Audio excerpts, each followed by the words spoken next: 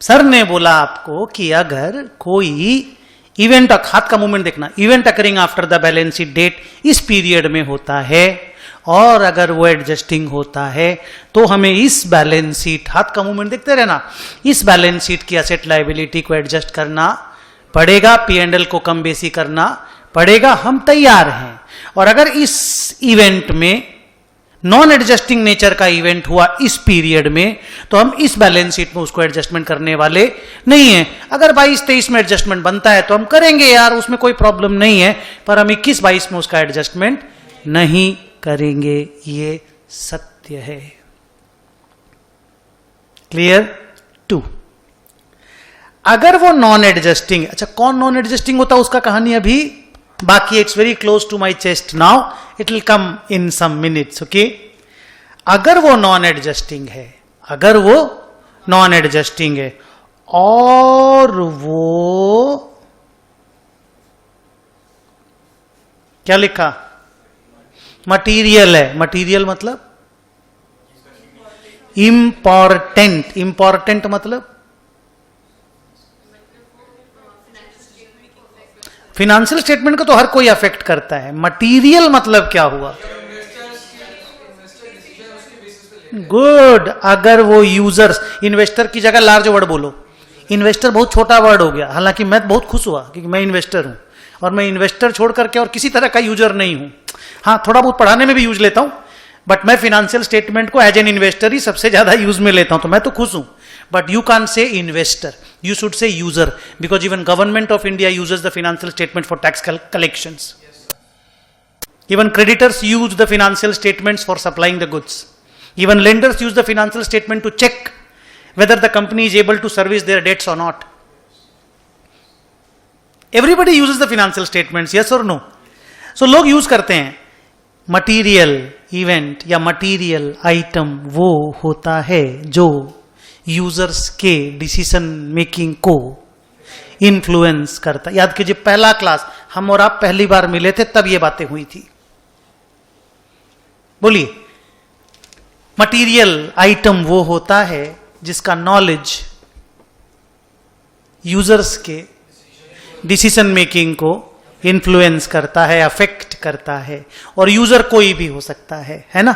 इसीलिए accounting standard 1 ने ये बोला था, ग्रुप 1 इंटर AS1 ने बोला था कोई भी मटेरियल इंफॉर्मेशन हो तो उसको छुपाना नहीं चाहिए, उसको डिस्क्लोज कर देना चाहिए। याद है, ये टॉपिक का नाम था factors to be considered while selecting accounting policies.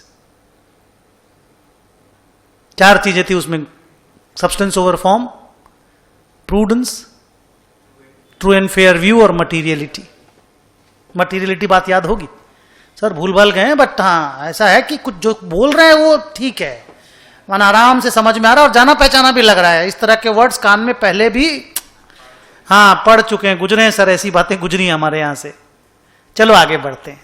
तो हम क्या बोल रहे हैं, अगर कोई इवेंट नॉन एडजस्टिंग नेचर का है, क्या बोला फिर से, अगर कोई इवेंट नॉन एडजस्टिंग नेचर का है और इवेंट मटीरियल है, इवेंट मटीरियल है, उसका इंपैक्ट मटीरियल है, तो ये अकाउंटिंग स्टैंडर्ड 4 कहता है कि 21-22 यानी इसी बैलेंस शीट में, क्या बोला, इसी बैलेंस शीट में या तो नोट्स में या बोर्ड ऑफ डायरेक्टर की रिपोर्ट में, 99% बीओडी का रिपोर्ट में, क्या बोला, 99% बीओडी का रिपोर्ट में, तो बोला बीओडी के रिपोर्ट में इसको डिस्क्लोज करो।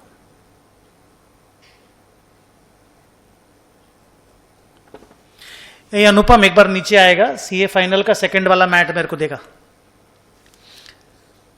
क्या बोला, फिर से बोलो, अगर इवेंट नॉन एडजस्टिंग है और उस इवेंट का इंप्लीकेशन मटीरियल है तो इंस्टीट्यूट ने बोला कंपनी को कि इसी वाला बैलेंस शीट का या तो नोट्स या फिर बोर्ड ऑफ डायरेक्टर के रिपोर्ट में इस इंफॉर्मेशन को डिस्क्लोज करो। सर क्या चीज डिस्क्लोज करना है, एक उस इवेंट के बारे में बताओ, nature of the event, nature event के बारे में बताओ।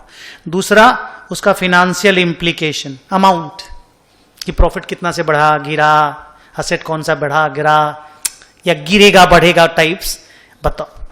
और अगर फिनेंशियल इम्प्लीकेशन आपको अभी नहीं पता चल पा रहा है या आप ढंग से क्वांटिफाई नहीं कर पा रहे हो, तो ये बात बता दो कि भाई इवेंट तो हुआ है, इंपैक्ट भी मटीरियल है, ये इवेंट है, पर हम इसके इंपैक्ट को अभी एसर्टेन ढंग से नहीं कर पा रहे हैं, तो वो वाला बात भी कम से कम ढंग से बता दो।